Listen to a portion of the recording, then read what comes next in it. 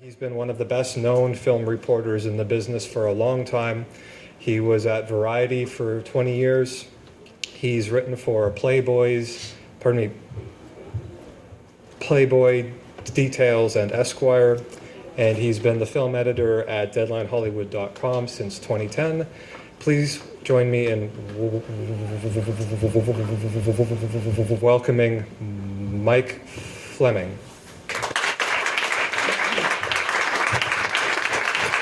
Well, thank you very much. Can you all hear me? Yes. Okay, good. Well, Glenn, welcome. Thank you. You know, I've seen so many fine auteur-driven films at this festival that it kind of makes me think that we may look back on this as this resurgence of the independent film market as kind of a golden age. And the part of your business that I want to talk about is how is the care and feeding of these maverick directors something that you're right in the middle of. And I'm talking about everyone from, you know, Terrence Malick with To the Wonder, to Steven Soderbergh, to, you know, with Magic Mike, to Sofia Coppola and the Bling Ring, and Pedro Almodovar and The Skin I Live In, Ryan Johnson on Looper, which opened the festival, and Margin Call's J.C. Shandor, who made All Is Lost with Robert Redford.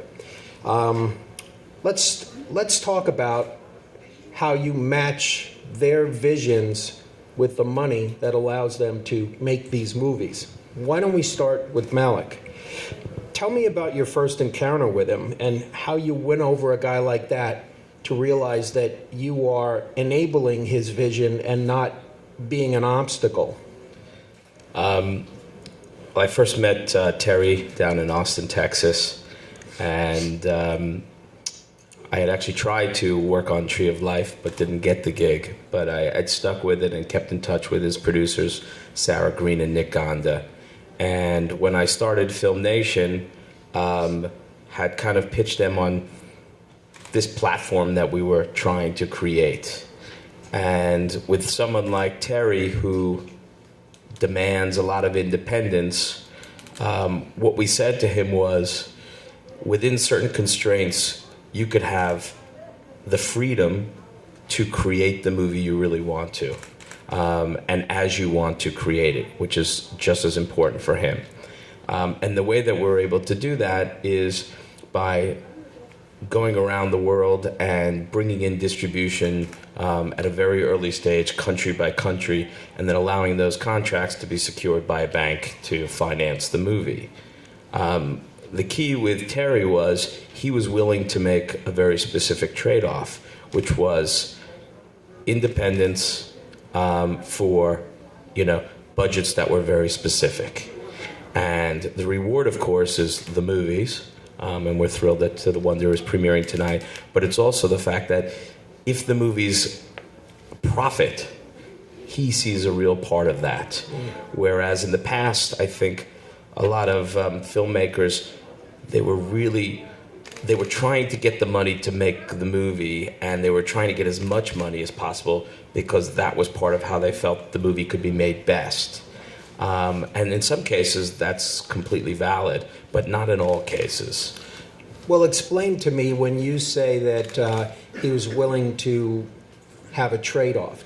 When you go out to these distributors, are you able to show them a screenplay? Well, in fact, for the movies that we're working on, there are no screenplays.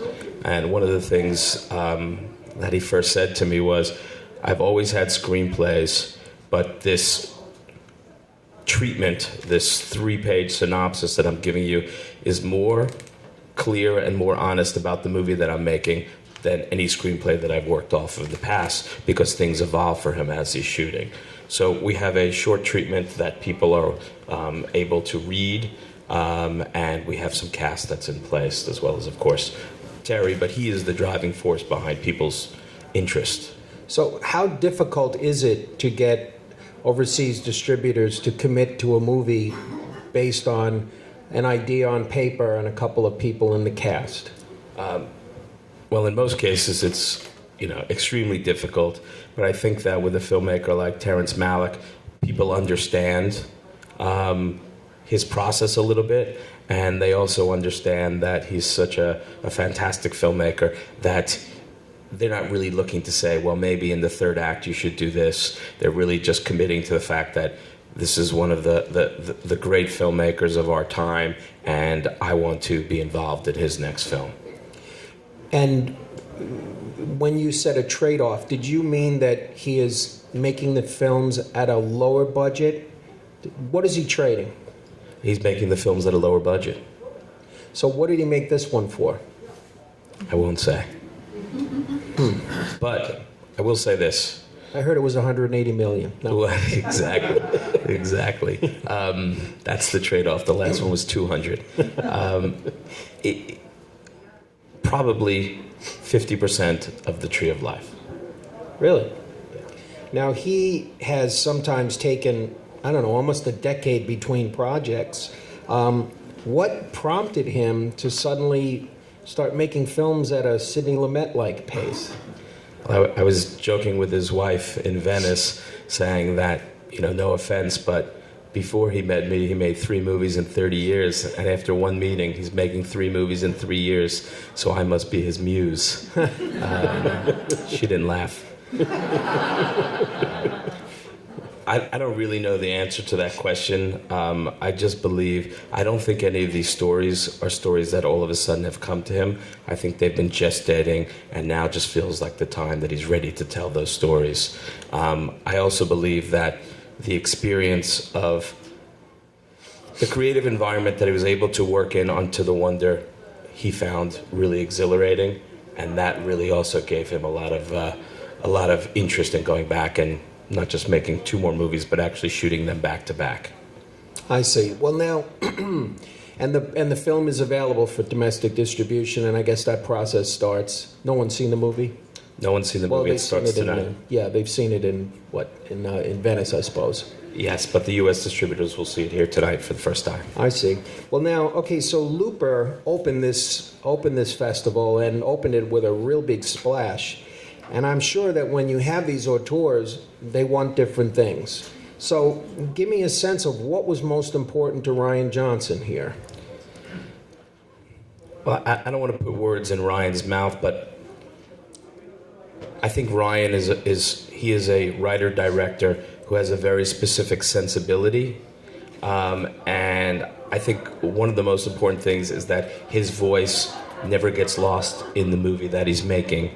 And even though this is a much larger, more commercial movie, it is every bit a Rian Johnson film as Brick was, which he made for far less money.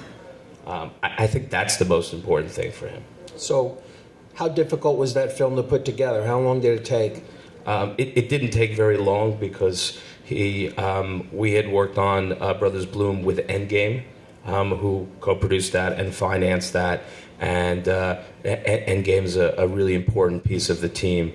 And so when Ryan and his producing partner, Ron Bergman, were ready to start talking about Looper, it was, and this is a real testament to them as a company, Endgame really said, yes, we're in. And that was, really the key start. They were in before we started selling territories, which is a little bit different. A lot of time people want us to go off and pre-sell territories around the world before they have to commit to financing the movie. But Endgame, read the script, spoke with Ryan, and literally just said, let's go. And you had a domestic distributor in place, I want to say 2 cans ago, didn't you? 2 cans ago, they had shot the film and they were entering post-production.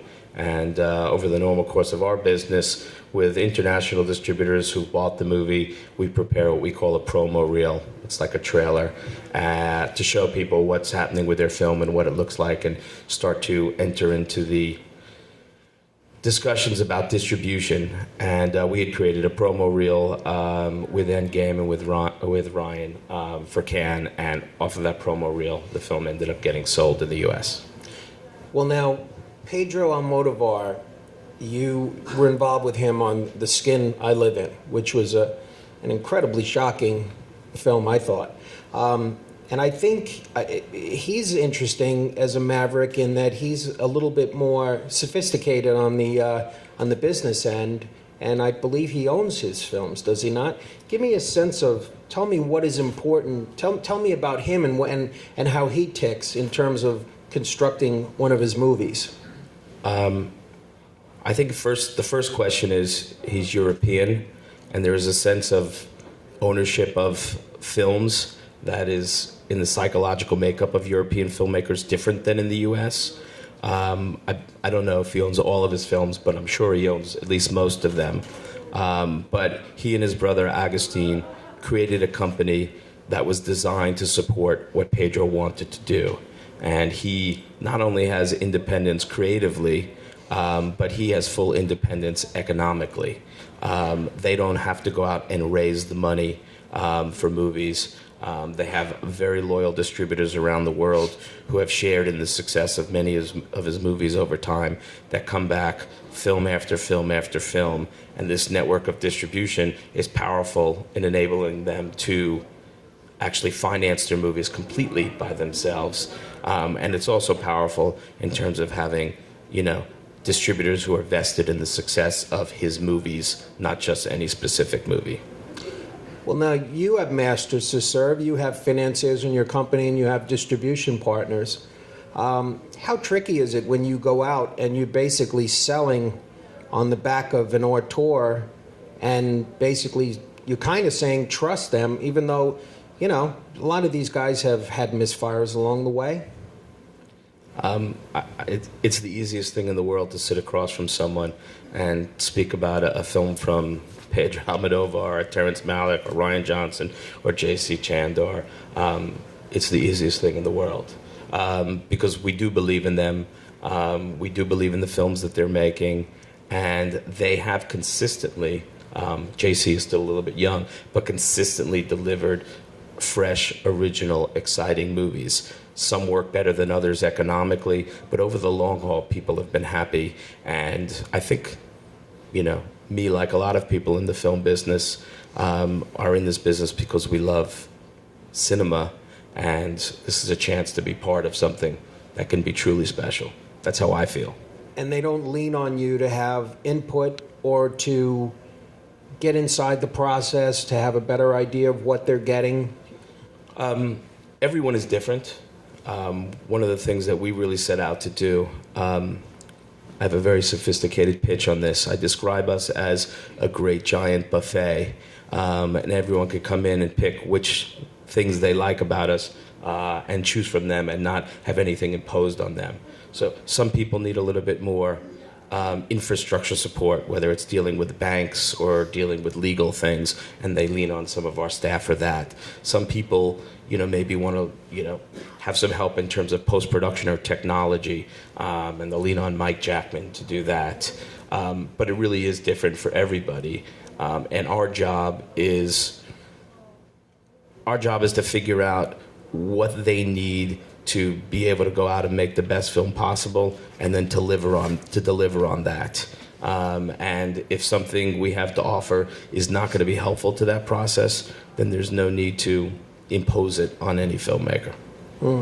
Well, now, Sofia Coppola watched her dad struggle and watched him soar as he took this entrepreneurial road in making pictures with complete creative freedom, especially later on in his career, once he had that vineyard, and I wonder, how did that influence her? You're working with her on the Bling Ring, you worked with her on Lost in Translation.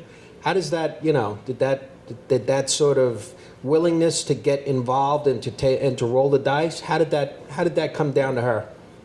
I don't really know the answer to that. All I can say is just talk about my experience with her, and she is fiercely independent, but in all the right ways. She knows how to actually make movies. She's willing to make movies under different constraints, to go out and do it the way that she, wants and needs to be able to do it. Part of that, again, deals with budgets. And she has a real strong sense of the types of movies she wants to be making. And I think that's one of the things that always shines through. But there is an independence to American zoetrope that I, from afar, greatly admire. and in a different part of our business, would love to emulate. Well, give me a sense. Tell me a little bit about the construction of the Bling Ring. That seems like, for her, a fairly commercial prospect, I would imagine. Young kids basically ripping off other young kids in California, their homes. Give me a sense of that, and when you got involved, and what it was like to put that movie together. Well, this is a great example because we didn't put that movie together. We actually just provided a certain role. She has a relationship with a gentleman named Paul Rassam that actually was buying movies from her father many years ago, and he's worked on every one of her films. She has a relationship with a Japanese distributor, Tohoku Shinsha, who have bought every one of her films since Virgin Suicides, and this network of distributors are ready to support her and back her as she goes from film to film. So that's really the starting point. Then along the way, they've raised some other money, and her, I don't know if he's an agent or manager, but Bart Walker is really instrumental in creating this environment where she can go out there and have this independence. And then they come to us to come on board and to typically just to sell the remaining territories. In this case, it was also to introduce them to another company that would also be an investor in the film. That company is Nala Pictures, who we had worked with before. So we weren't effectively the center of that movie. Right. American Zoetrope was the center of that movie, and we were one of the companies in their constellation to help make it all happen. You know, I wanted to spend a moment, and I realize it was a studio distributed film, but I wanted to spend a moment on Steven Soderbergh's Magic Mike. Now that was kind of put together in a maverick way as well.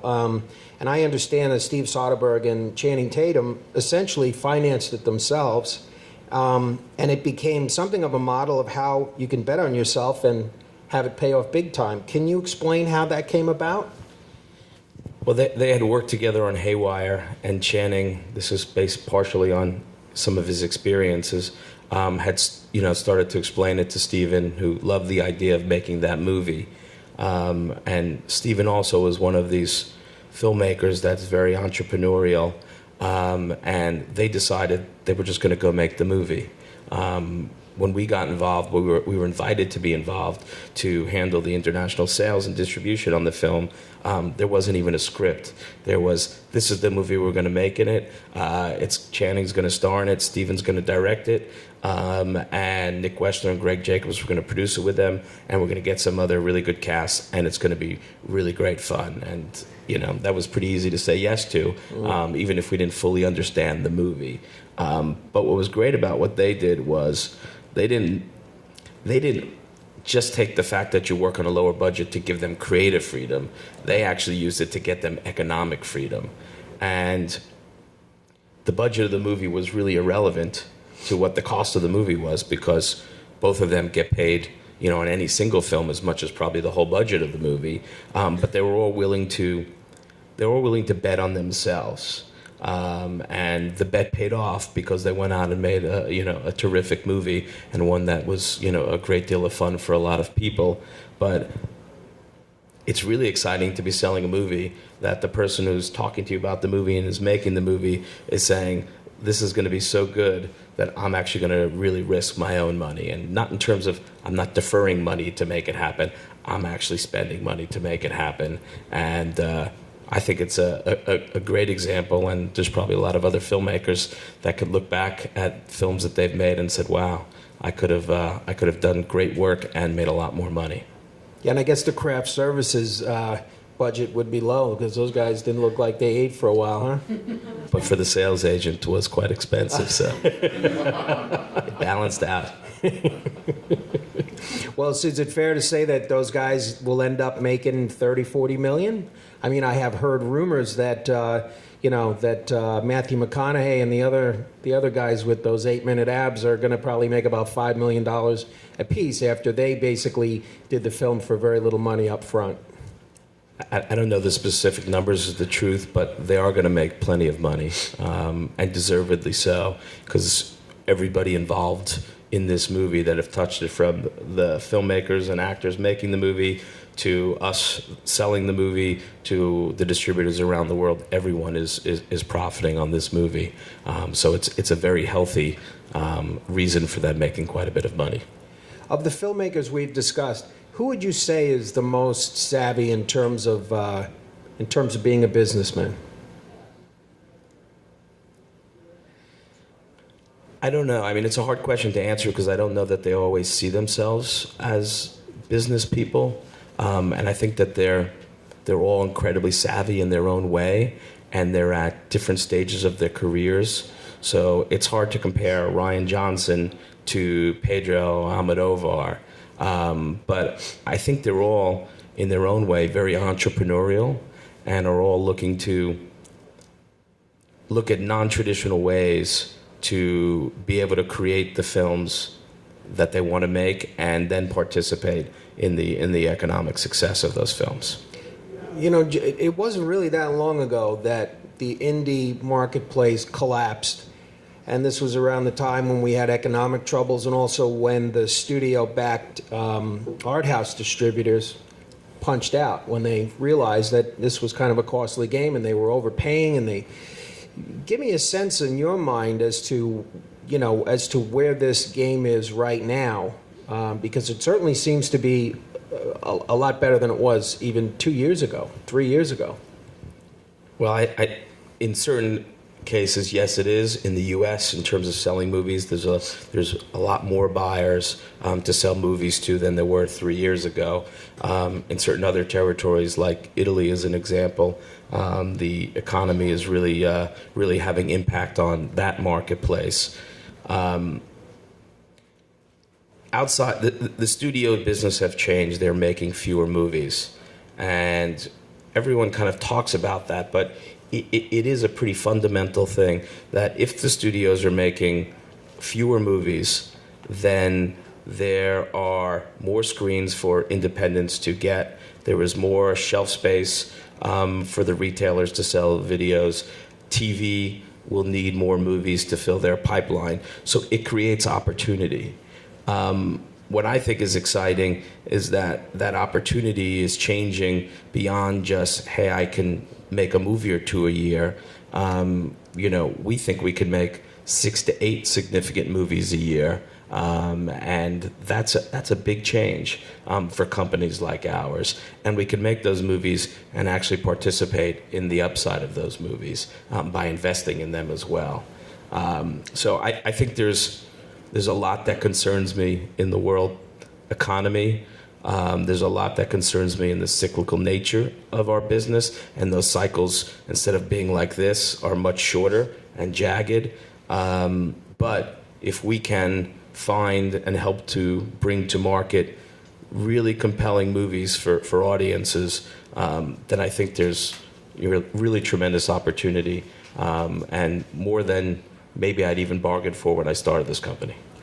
Well, now, as I recall, one of the big reasons why the business collapsed a few years ago was there was a lot of hedge fund money, and there were a lot of movies that got made that should never have been made. And many of them I don't even think ever saw the light of day. You talk about stepping up output.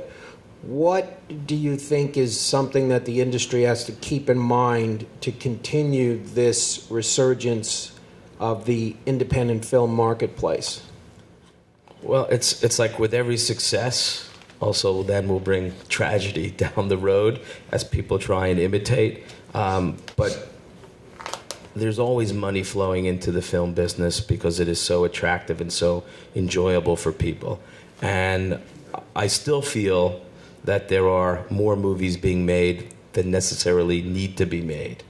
And that means it's like a game of musical chairs. There will be people who will end up without a chair at the end of the song, and those people could be, hurt financially. For instance, the U.S. marketplace, I think, is undergoing a bit of change right now. You have the studios. You have this new kind of level of what I'll call wide release companies. So CBS, Relativity, Lionsgate, Film District, Open Road. You have high-end specialty film companies, Focus, Searchlight, Weinstein Company, Sony Pictures Classics. And then you had this whole layer of micro companies. But those micro companies are starting to evolve, and we're starting to see them move into, for lack of a better term, the middle of the specialty market. So Millennium is really interesting. They're a company that used to be called First Look. They had some problems. They were bought and rebranded into Millennium, and they released a Richard Linklater movie, Bernie, and it's gone on to do, I think, $9.5 million at the box office. That is something that's real exciting to me. But also what's going to happen is a lot of these companies are going to be chasing that same business, and as people start to chase it, not everyone will likely succeed. So with every opportunity, there are pitfalls, and they're healthy pitfalls. The companies that can compete with the best product, the best films that people want to go see or buy or rent, they'll be successful, and the ones that won't, will go away. Right. So it sounds like being selective is the key here. But once money gets involved, it seems to turn into something else. That's true. One of the things that we have that really helps us in that regard is that we don't have much money. We've never had much money, so we haven't had the ability to really mess up like that. But having capital has nothing to do with having success in our business. Understanding what people will want to go see, what the value of that will be, and then how to execute and produce and deliver a movie that costs less than that value. Those are the fundamentals of this business. Doesn't sound exciting, but facts are facts. Well, now we're seeing this growing popularity of a multi-platform releasing strategy. And, the Weinstein Company formed Radius. I think that many of the films that sell at this film festival will be VOD-centric deals. How does that factor into your game plan with these films, and are you a believer that this is going to become a big part of the independent fabric? I have mixed emotions on it. First and foremost, I love it because people are getting to see movies that they may not have been able to see 2 or 3 years ago if they weren't in theaters. And I think that's a great thing. And I think that audiences will enjoy that as well. It's tricky in terms of the international component to a marketplace, because if a movie goes day and date in the US, it affects what people may be able to do in their territory. As an example, if you were in Germany and you really like the movie that you've acquired and you want to release it on 300 screens, if it's getting a day and date release in the US, it may make it really hard for you with exhibition to go out and get those screens. So it could actually have a limiting effect.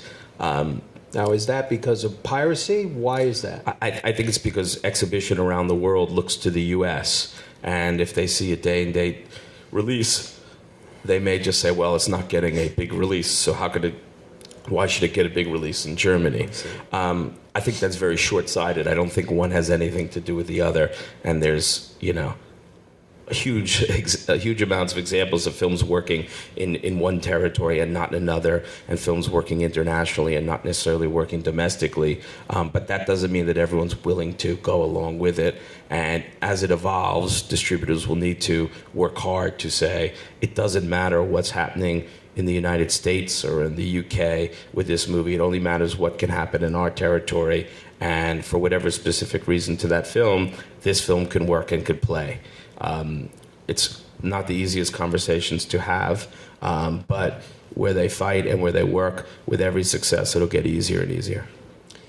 Well, and what about yourself and your business? Do you see it being something is it something that you'll embrace? I have no problem with it. I mean, again, it's a question of, there's a lot of different things we want to achieve when we're making movies, but ultimately, I want as many people to see the movies as possible. Making a movie is an impossible task, and the people that are actually out there making them work so hard that there's different forms of payoff, but one is that people see the movie. So if this is a way for more people to see our movies, then I'm completely fine with it. Well, now, what would you say is the most gratifying thing about what you do here, Film Nation? I don't know. I think there's several different things. I guess the biggest thing is that we play this very specific role in getting movies made. Some of them are, it's easier than others, but there's something that's really exciting when the first time you screen a movie with a live audience and the kind of lights go down and, one half of you is excited and optimistic and the other half is completely petrified. And that feeling is really unique. And I don't know where else I would get that. And it's thrilling and it's exciting. And when you get to see someone and all the hard work they've gone to put in and people respond positively, it just feels great. You feel like you've done something that, has impact on people. Now, did you grow up a fan of these movies? Was this the life for you, or? No, I mean, that's kind of part of it. I never was. When I was a kid, I wasn't really a cinephile. I went to the movies like most kids, but I wasn't a cinephile, and I never really imagined myself being in this business, much less in the position that I'm in now. I was very fortunate to have a close friend, Edward Burns, who made a movie and had success, and at a time that I was looking to change careers in my mid-20s, said, come work on my movie, and set me up with one of the world's great producers named Ted Hope, who still says I'm a must-hire as a friend. And then when I was able to apply my business background to something creative, I just found it to be terrific. I see. And then you moved to Miramax and Focus, and you kind of grew in that role in. Well, it was before there was no Miramax, actually. It was the Weinstein Company. Oh, it was the Weinstein Company. It was Ted was a partner in a company called Good Machine. Sure. And Good Machine was a New York independent production company that then grew into also an international sales company. And they brought over David Lindy to come run Good Machine International. And he asked me to join him on that side and ended up becoming really my mentor at this business.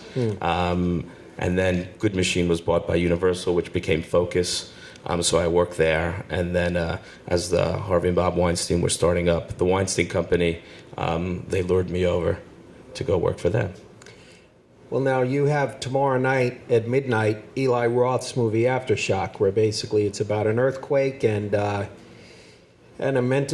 asylum and escape patients, and Eli, not with the baseball bat from Inglourious Bastards, but on all the pictures I see a lot of blood on his shirt. And so give me a sense of, that must be a different set of muscles when you put a movie like that together compared to, say, a Terrence Malick film? It is, and creatively it's completely different, of course, but Eli is every bit the entrepreneurial auteur, only his canvas is in genre, and it is very much led by his instincts, his creativity. So it's actually not that different in terms of muscles. It's just a very different experience watching the movies. But we love the movies. I mean, we've had a great time, and Aftershock is, definitively one of the more fun and entertaining movies that we've had the pleasure of working on. And one of the big deals so far at this festival. So you know what? I'm going to, you've answered my question, so I'm going to open this up to questions from the audience, if you have them. I believe we have a microphone that someone will come around with. Are you involved creatively with these filmmakers in making these films? You've mentioned your sales and financing, but creatively, I'm just wondering. We are involved in some of them. We have a production component to our business as well. So we had a film in Cannes that Jeff Nichols directed, Mud, which we produced with Sarah Green, who we also work with on the Terrence Malick movies. And we have a movie coming out in a week and a half, cheap plug, called House at the End of the Street, starring Jennifer Lawrence. So that is definitely a component to our business. And in some of the movies that, even if we're not producing, some of the filmmakers, asked for some input for us to screen the movie and share our thoughts. It's really different filmmaker by filmmaker. And our approach is simply, if they think it can be helpful, then we want to be there. If they're fine without our comments, that's great too.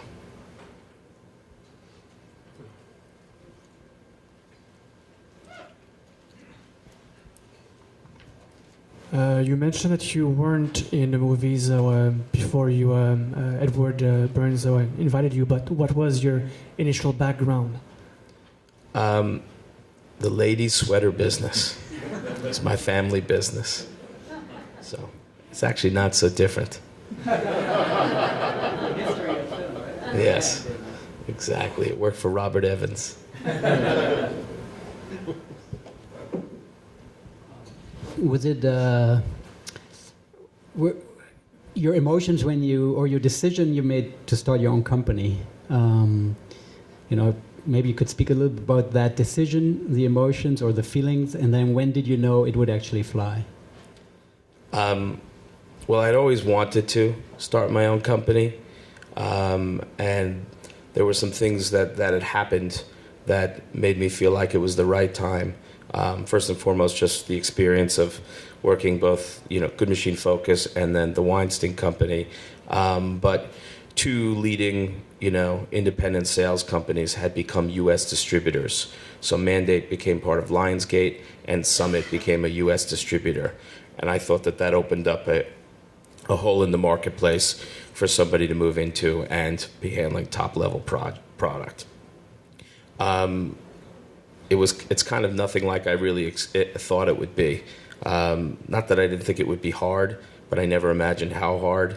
I definitely didn't plan for a world economic collapse 1 month into starting the company. How did that affect you? Well, I had prepared a business plan, had raised money, had started a company, was in an office, and literally 6 weeks into it, the business plan had no reflection on reality. In a sense, it was great because every dollar was really important to survive, and it forced us to really understand all the decisions that we're making, whether it's the cost of toilet paper, whether it's hiring someone now or waiting 6 months, or in our film selection, because it's great to like a movie, but if you can't get it financed, then we can't get it made. It really forced us to educate ourselves and get up to speed really, really quickly. The emotions of it are owning your own business is, for me, a complete emotional roller coaster. So every night I go to sleep and I don't sleep and I think it's going to be the end, and then I wake up in the morning and I get in the shower and I wash all the bad vibes off me and I get ready to go fight again. But it's great. The challenge is terrific, and with every success, you feel more confident, more emboldened to take risks, which is one of the things that we really want to be doing. So it's been enjoyable.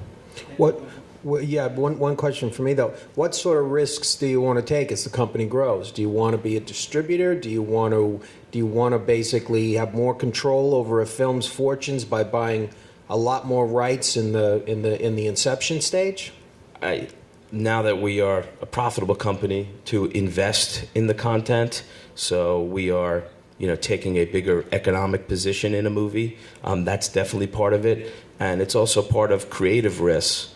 With every success, people have a little bit more confidence in you to deliver, and those creative risks are really, really exciting for us. One more question from me. You mentioned Mandate. Exclusive just did announce the same thing, and is that something down the line for you guys? I don't know. It's a natural evolution. Other companies have done it. I don't have any. We're not far enough along in my mind that I want to transform the company, which I think that going into U.S. distribution does. Maybe in the future, but right now, I just want to do what we're doing much better.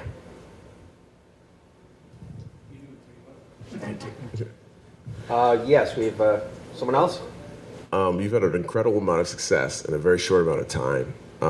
What would probably be the two things that you could sort of say to fledgling filmmakers starting out or people in the middle of their career as to what was the magic behind your success? I mean, the magic part is luck. It was lucky. I thought The King's Speech was going to be a terrific movie, but I never imagined it would do $400 million worldwide at the box office.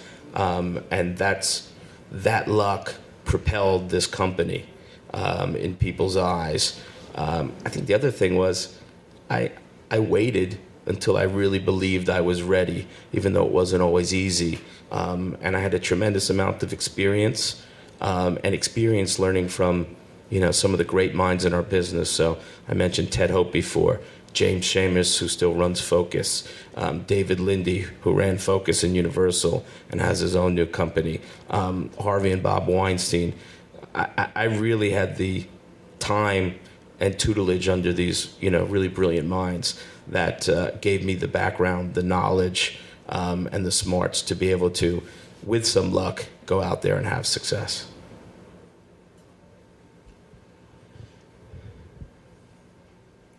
What does a King's Speech do for your company?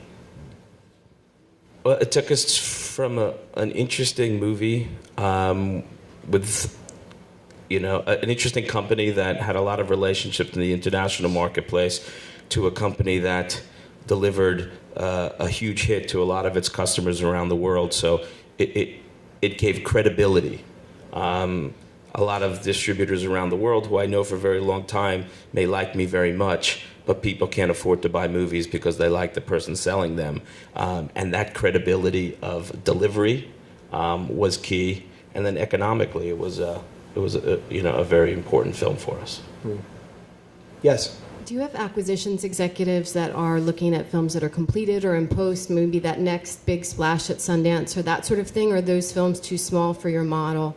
And then beyond that, I was going to ask what's the thing that you're most excited to be selling in Berlin, in Cannes? Like, what's the next extremely fantastic project that you're going to be involved with? We do have acquisitions people looking at movies. There's no movie too small. We can't find enough good movies. So if it's big, medium, or small, we don't really care. We just want movies that excite us. The truth is that finished films are very rare for us to buy. Very rare for us to buy. We've tried once at Sundance unsuccessfully to buy a movie. It's most of our business is in pre-selling movies. And that's one of the keys of understanding in our business. When we're taking on a movie to pre-sell, again, it doesn't matter about size, but if we can't pre-sell a substantial amount of territories, then we won't proceed with that movie. Doesn't mean we don't like the movie. It doesn't mean the movie won't be great. It just doesn't fit what we want to do. And on your slate to come, what are you most excited about? Oh, I can't say what I'm most excited about, but I'll tell you what I'm really intrigued about. J.C. Chandor, who wrote and directed Margin Call, is making a movie called All Is Lost that has Robert Redford not only starring in, but as the only actor in. And it's, I think, going to be one of the most thrilling, dynamic movies of next year, and really, really bold of a filmmaker who did a movie with, 10 lead actors with tremendous amount of dialogue to then shift and go do something like this. I'm really excited to see what he does with it.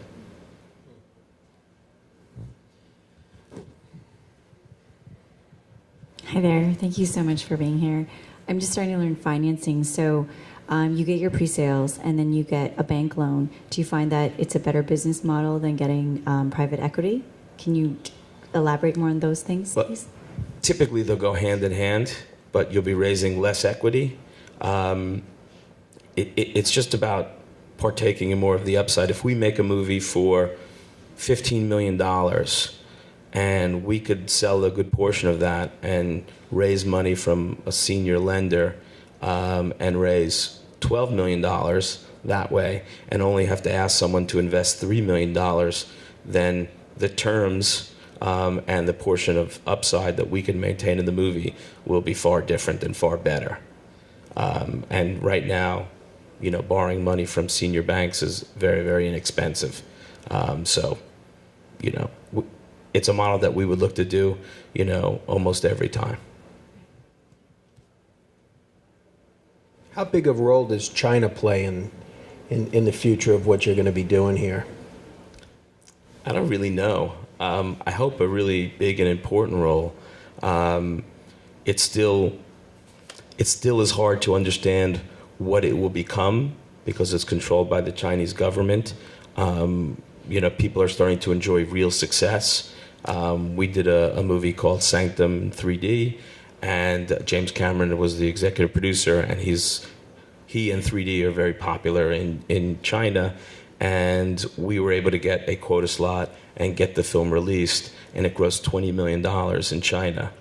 Now that's more than every other movie in my career all added up together in China. So it's definitely something that excites us. There's a lot of cinema building there, and there's obviously a tremendous population there to go see movies. But, you know, we'd all like it to happen faster.